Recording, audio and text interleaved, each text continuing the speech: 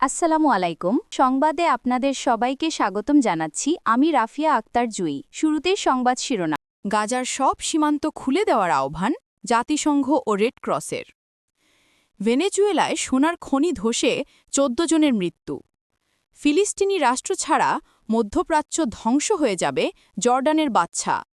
এতক্ষণ শুনছেন সংবাদ শিরোনাম, এখন বিস্তারিত। যুদ্ধবিধ্বস্ত গাজায় মানবিক সংকট মোকাবেলায় জরুরি সহায়তা পৌঁছাতে সব সীমান্ত খুলে দেওয়ার দাবি জানিয়েছে জাতিসংঘ এবং আন্তর্জাতিক রেড ক্রস কমিটি। মঙ্গলবার ১৪ অক্টোবর জেনেভায় এক সংবাদ সম্মেলনে সংস্থাগুলো এই আহ্বান জানায়। খবর এএফপির। জাতিসংঘ ও আন্তর্জাতিক রেড ক্রস কমিটি বলেছে, মার্কিন প্রেসিডেন্ট ডোনাল্ড ট্রাম্পের পরিকল্পনা মোতাবেক গাজায় যুদ্ধবিরতি কার্যকর করতে দুর্ভিক্ষপীড়িত অঞ্চলটিতে সাহায্য পৌঁছে দিতে সীমান্ত খুলে দেওয়া অত্যন্ত জরুরি।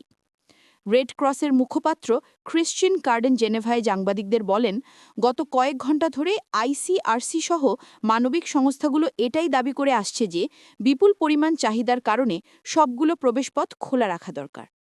জাতিসংঘের সাহায্য সংস্থা ওসিএইচ এর মুখপাত্র জেন্স লেয়ারকে আরও বলেন, সবগুলো প্রবেশপথ উন্মুক্ত থাকা দরকার।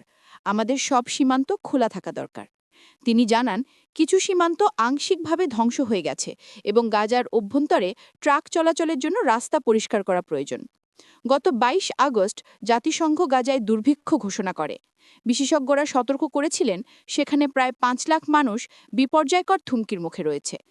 আজ লেয়ারকে বলেন, গাজায় পাঠানোর জন্য জাতিসংঘের কাছে ১,৯০,০০০ মেট্রিক টন ত্রাণ সামগ্রী প্রস্তুত রয়েছে।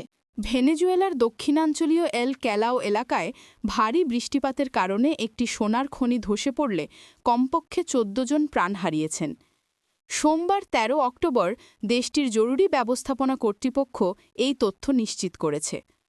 দেশটির জরুরি ব্যবস্থাপনা কর্তৃপক্ষ জানিয়েছে, ঘটনাস্থলের ৩টি পৃথক সুড়ঙ্গ থেকে মরদেহগুলো উদ্ধার করা হয়েছে।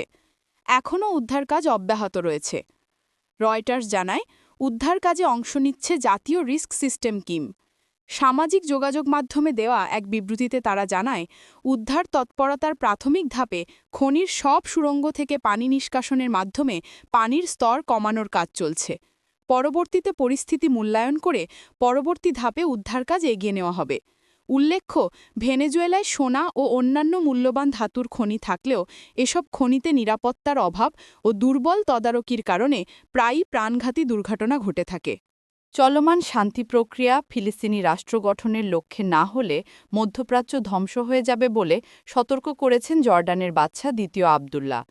মিশরের শার্ম আল শেখে এই অঞ্চলের জন্য মার্কিন প্রেসিডেন্ট ডোনাল্ড ট্রাম্পের দেওয়া ২০ দফা শান্তি পরিকল্পনার ওপর একটি শীর্ষ সম্মেলনে যোগ দেওয়ার আগে তিনি এই কথা বলেন।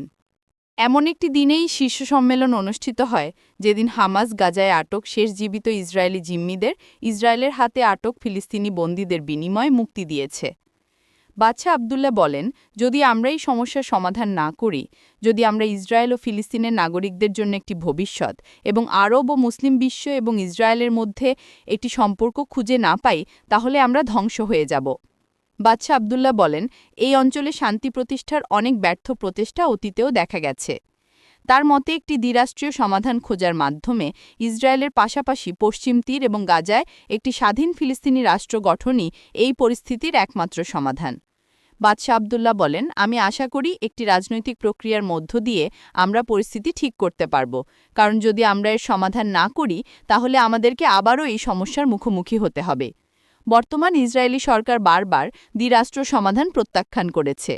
গত মাসে জাতিসংঘের সাধারণ অধিবেশনে এই প্রস্তাবের তীব্র বিরোধিতা করেছিলেন ইসরায়েলের প্রধানমন্ত্রী বিনিয়ামিন নেতানিয়াহু।